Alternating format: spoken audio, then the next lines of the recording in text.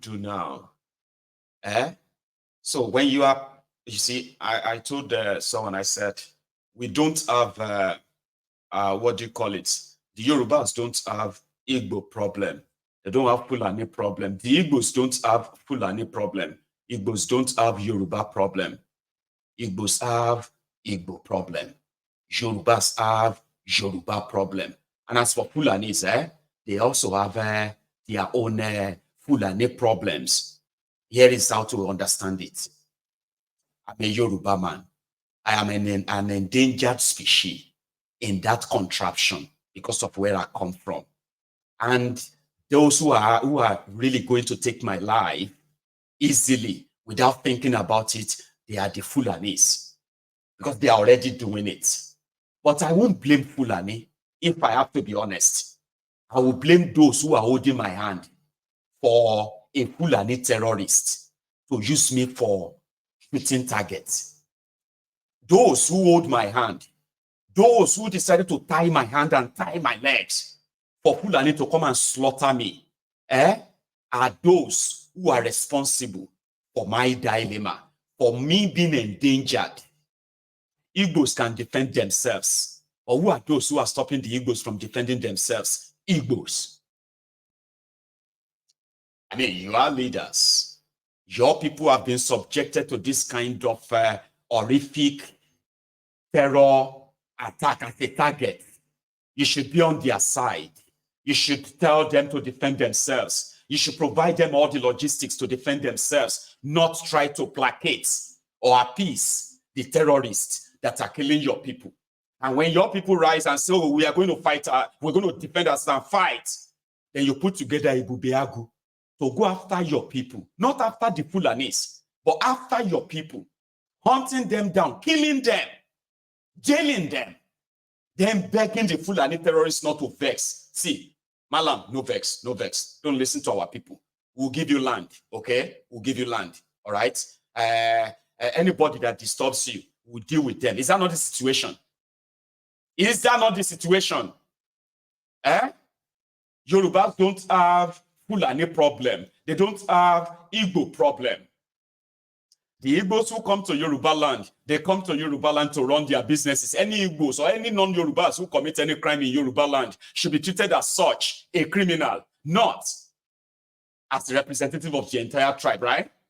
Today, I will not see the Fulanis as terrorists, as generally.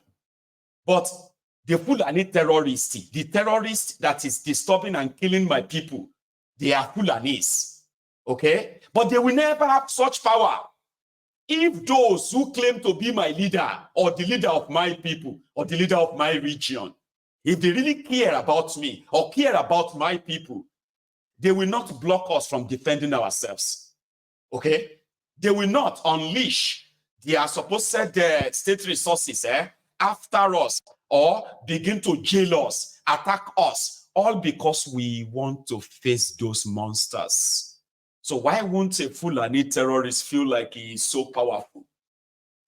Since the people he is terrorizing have been made to hands up. We are watching all of this. We are seeing all of these things unraveling. Okay? And everybody's role is being recorded. Chibiti Plumbu, who was supposed to be a Yoruba, somebody said, mind you, apart from, what do you call it?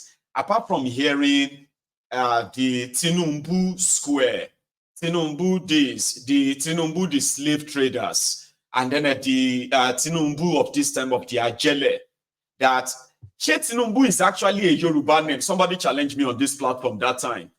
Tinumbu described, his self-explanatory is Yoruba name, Tinuibu. But why are the Yorubas not bearing Tinumbu? How come Yoruba? There's no other Tinumbu anywhere. Or do you have any Yorubas bearing Tinumbu anywhere? Somebody challenged me and I've been trying to kind of find out why it's true. Apart from Tifnumbu and his family, that he named Tifnumbu, which is after the old Tifnumbu, the slave trader of Egba. There is no other family bearing Tifnumbu. You get what I mean? Somebody was saying that to me. I think it was about a week ago or so.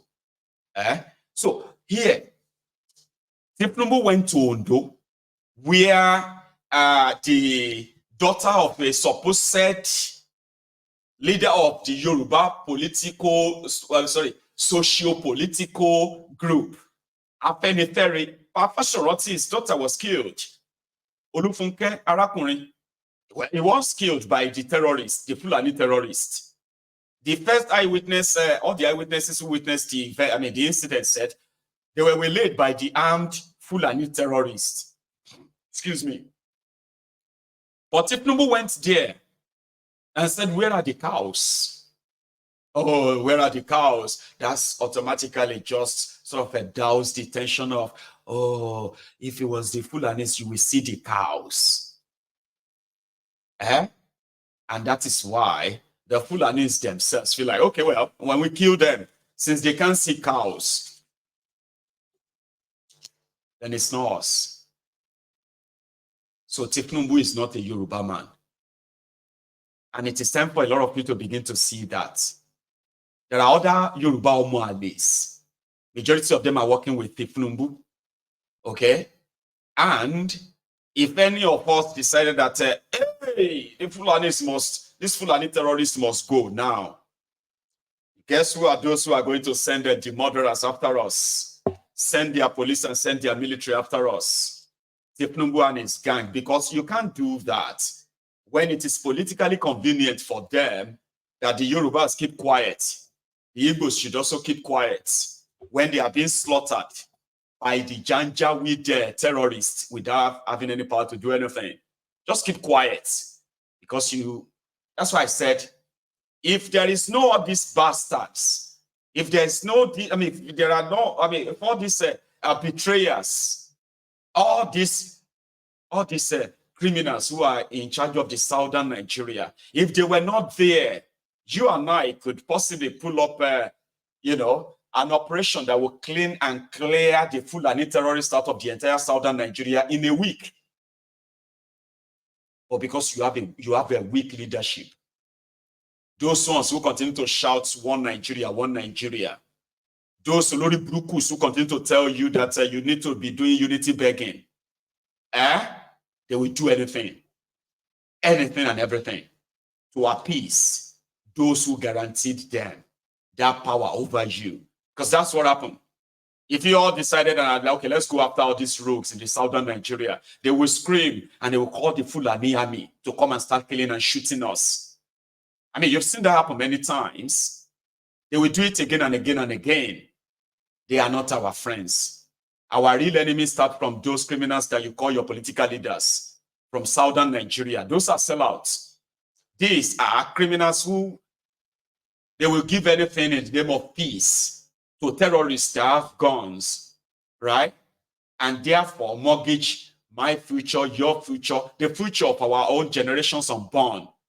They will mortgage them without blinking, as long as it is going to guarantee them mansions in Abuja, possibly some other mansions abroad, their children going on to get education abroad, okay? And they themselves are having access to, free medical care abroad. If all of these are going to be guaranteed, then they can sell all of us to terrorists by making ridiculous law. I'm making nonsense,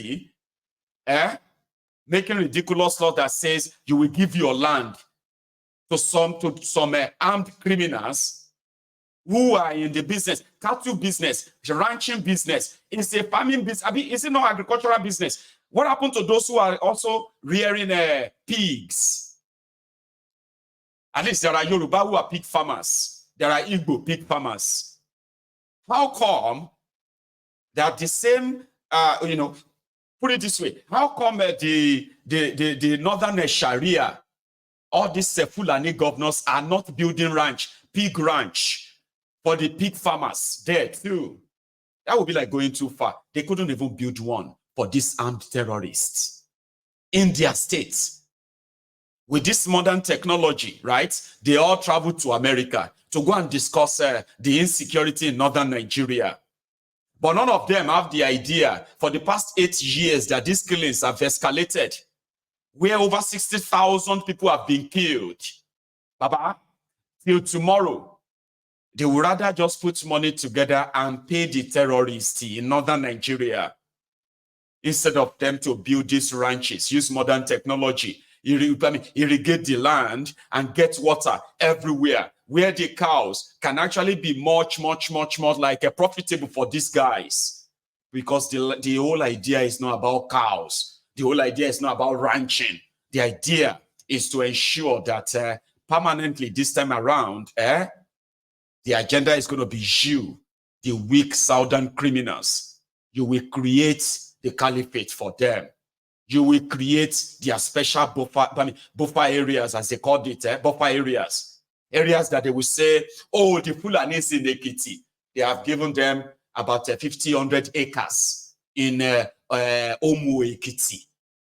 So now every Fulani coming to Ekiti, go to Omu Ekiti, go to Inyi Ekiti, go to Ado Ekiti. They have created 100,000 hectares of land for you for ranching. Oh, if you have all the Fulanis coming to Enugu, oh, go to Zoawani. We have created 50,000 hectares of land for you. I mean, 50,000 hectares of land has been provided. Can you call thousands of acres? You know what I mean?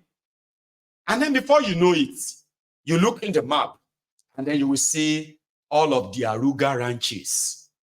When you look at the map of the south, you will see all of the RUGA branches scattered everywhere.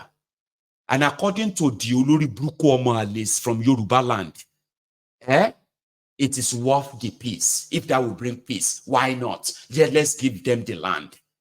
Conquered people, defeated people. So you will see them everywhere, and before you know it, they will say, at least we don't trust the people who are doing the local government. They did not give us enough respect. So we need our own local government.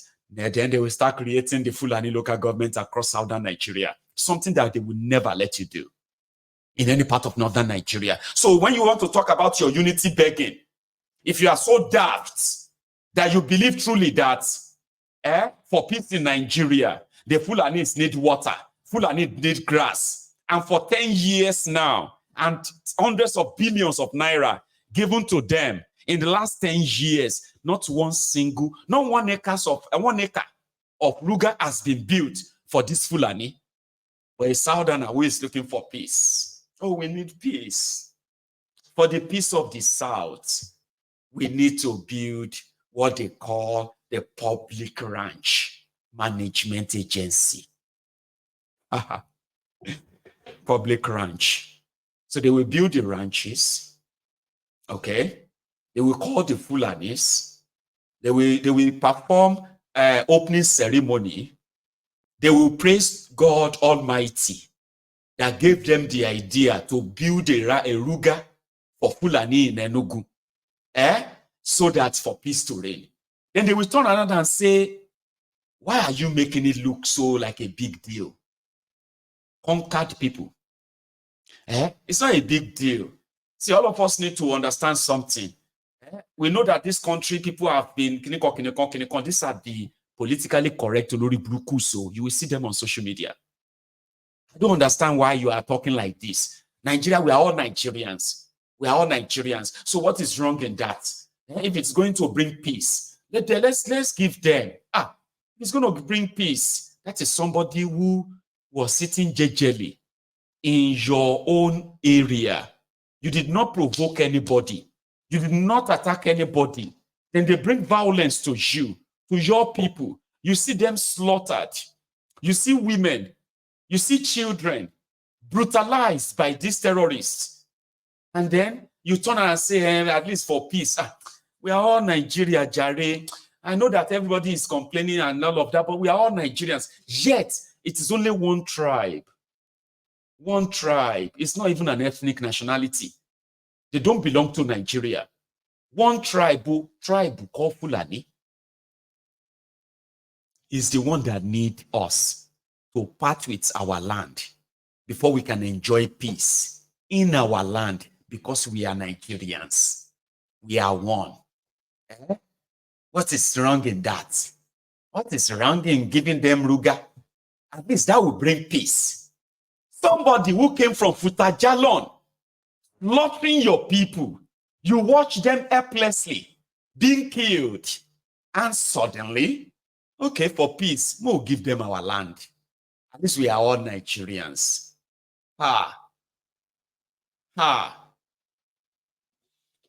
This afternoon, I said something about when the old push come to shove. I've been a shove come to push. Either way, like they say in Yoruba, Tobata Siko tissue, yansh go open. When it is time to shit, yansh go open. It is programmed that way. When it is time for all of you to say you are tired. No, you won't say you are tired. Okay, well, to say you are tired without saying you are tired. Your what? Your reaction will be spontaneous. My job is to make it easier for you to identify those who are responsible for all of your problems, including those who are after your lives. It is my job. Because a lot of you will defend your enemies because they are from your tribe or your nationality. I'm an Igbo man. I cannot stand anywhere where an Igbo man is being insulted. But this same Igbo man is already negotiating on how to get you killed sooner or later. Or because you don't know, you will defend him, won't you? My job is to show to you those who are after your life. Without telling you they are after your life, you will see what they stand for. And you can imagine what the end goal or the consequences of what they stand for truly means. It means it will likely take your life. I'm a Yoruba man. I cannot let anybody insult any Yoruba man where I am. But the same Yoruba men that you think they shouldn't insult where you are, they've already negotiated and sold off whatever it is of you that is left. Now your korofo, they work. Because what they have done, when the consequences of their actions comes biting you, right? You are just going to be ordinary statistics, like you are just never human to them. Their actions will make you poorer, but they are Yorubas. Their actions will kill you by denying you access to good and better medical care, but they are Yorubas. If you don't know what they stand for, you will want to stand up and defend them. And that's what majority of you do. You defend your murderers. You defend those who want you dead without even saying it that they want you dead. But my job is to show you what they are up to and how that affects you. So that's why a lot of people are now saying that, you know what? Tinubu should probably just increase this hardship. Because it's probably not an hardship, okay? Or hardship enough for you to know that these guys are after your life. They are after your relationship. They are after your livelihood. They are after your family. They are after your job. They are after your businesses. And every of their action is pointing towards that. You can't befriend them. It is totally wrong for you to befriend them. You cannot defend them. It is self-destructive to defend them. The best is to stand up to them. And I said it this afternoon. It is going to happen. Okay? Whether you like it or not, it's going to happen. Consciously or unconsciously, you are going to take to the streets. And you are going to take to the streets so brutally. Yeah. So brutally. And to those audience, don't let anybody see. They say Nigerians are cowards, Nigerians are captured. I believe that too. But on the other side, trying to be fair, there are actually Nigerians who are ready to die among you. Yeah. Nobody won't die, Jare, my brother. The problem is that no, calm down. You're talking about yourself, okay? But there are actually those that at the moment it sparks, you can't hold them back. The only thing holding them back right now is that the casala never blow, the casala never burst. It will.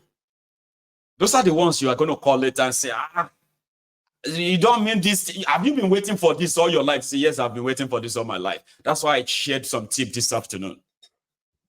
You are not a violent person. You are not the aggressor. You are reactionary. You are reacting to what they are doing to you. They do not want you to react. There's a certain way they want you to react. That's why we call it conditioning. Okay? There's a certain way they want you to lament. They want you to complain. They want you to say all manner of things, but nothing else. After a few days, you're going to move on because you're going to try and get used to it. They remove subsidy. Your entire life turned upside down in Nigeria. And everybody cried and cried. Yeah. But it wasn't bad enough for you to go after these criminals yet, because you are still so much comfortable in your bigotry Olympics, in your tribal championship. You are still comfortable in those corners. You are suffering. You are smiling. And somehow, you still have something that gives you happiness. At least, Peter Obi will never be president. That gives you joy. You know what I mean? So therefore, your division, which is keeping the APC, Egbekegbe, also comfortable, okay? It's going to be a matter of time. So, yes, it's going to spark. But whenever it's about to spark, remember that you are not the aggressor. Remember that you are not the provocator. You are reacting to what they have done to you. So if you want to go out there, don't go and join anybody that says, let us go and protest and be singing solidarity. Don't do that. Don't. Any protest, any call out to hit the streets that does not require you carrying your own gun, don't follow them. Again, remember, you are not the aggressor. Because that is what will end this whole thing. Listen to me very well. They have all of the weapons and the ammunitions and all of that to crush protests, they say. No, they don't. Because you have been making it easier for them. There are many of you who have your own guns. You don't need any gun paper. You see, chaos mas shele, wala mas shele. So when that wala is about to start, you need the license for any gun. If you have access to any gun, it is time for you, okay, to polish it and clean it and all of that and keep it somewhere now. When it is time for them to say, oh yeah, bere, a lot of you should know that you need to prepare yourselves. I mean, you prepare yourself that those lily-livered slaves in uniform, called the police and the military, who cannot keep Nigeria safe from terrorists. Now that the terrorists have taken over the entire country, the economy of the country has been so destroyed that every one of you is feeling the brunt. They are unpaid or very much poorly paid. So when they are planning to move them out, like as usual, once they say, we are going to shut down today, Tifnubu must go. The day you will hear the hashtag Tifnubu must go, don't join them with just placard. Get your own guns. I'm saying this publicly right now. I'm not asking you to go and use your gun to kill anybody yet. But get your own gun for your own self-protection. Some of you have the guns. It is time for you to stop fearing holding it in public against those who you will see. Those who couldn't provide security in Nigeria, but they are already positioning themselves to kill you because they know you are not, you know what I mean? You are not armed and you are not in any way, protecting yourself. Get yourself some face mask. Go online now. If you are watching me from Nigeria, buy yourself a face mask. I'm not talking about a COVID face mask. I am talking about a gas mask. Gas mask. Order them. Look around for where you can see them. welders and the rest of them, buy them as if to say you are buying something like as a welder. As a welder. Keep them. Okay? For the women who are going to be participating when this bell rings, I advise you to not join them because you want to go and dance or you want to go and shake bomb or shake whatever. It is actually war, and it should be war. It's like you are fighting war. You are fighting for your life. I am saying this again publicly because these are the concepts of facing dictators, facing lawless criminals who can use their guns to kill their own citizens. There is no United Nations coming to help you. America won't help you. Britain won't help you. You would have to help yourselves. You should begin to build yourselves a bulletproof vest. When I say bulletproof vest, all you need is a big metal sheet. Go to the welder, to the welders. They will cut you the metal sheet, metal plate. Put clothes around them, sew them in a way that you will be ready. When they shoot their tear gas, shoot them back. So we want to see a situation whereby for the first time, if you really mean to break yourselves away from these people, if they call for a protest, it must be one that the police will run away from you.